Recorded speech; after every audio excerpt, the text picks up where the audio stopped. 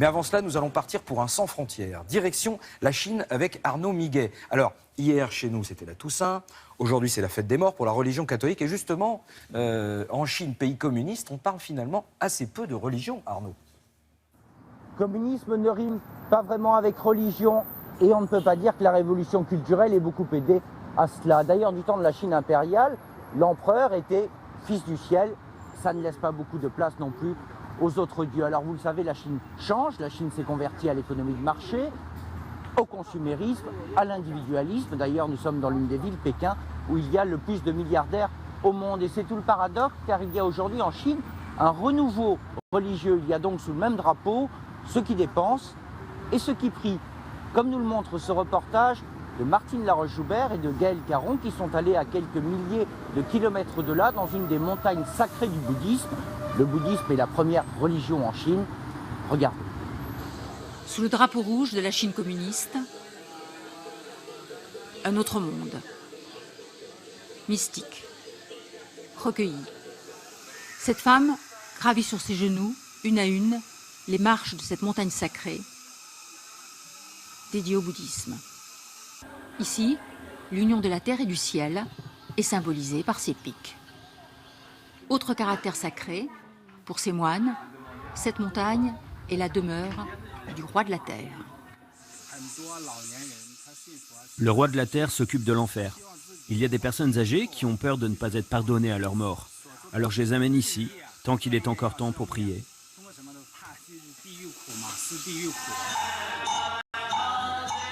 Les prières pour se purifier et consoler l'âme des défunts s'enchaînent plusieurs fois par jour. Des cérémonies devant la relique la plus sacrée de ce temple, le corps réduit et embaumé d'un moine du XVIe siècle. Au dehors, les guides bâtissent sa légende.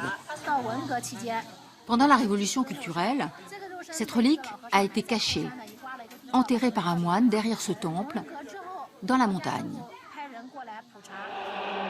1966-1976, la révolution culturelle.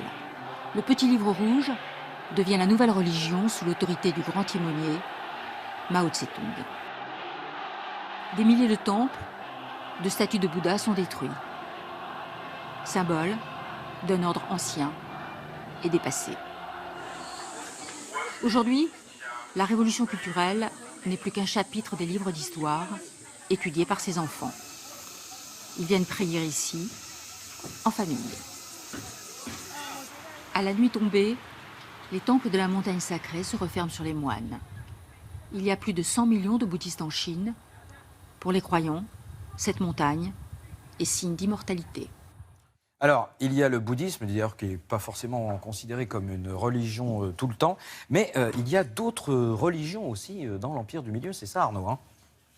Il y a beaucoup de philosophie, beaucoup de superstitions dans ce pays, mais finalement très peu de pratiquants d'une des 5 religions officielles reconnues par la République populaire de Chine, le taoïsme, le confucianisme, le bouddhisme, on l'a vu, mais aussi la chrétienté avec le catholicisme, le protestantisme, mais aussi l'islam.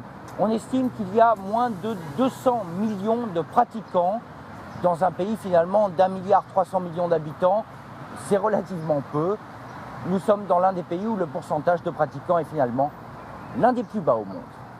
Merci beaucoup, Arnaud. Et la laïcité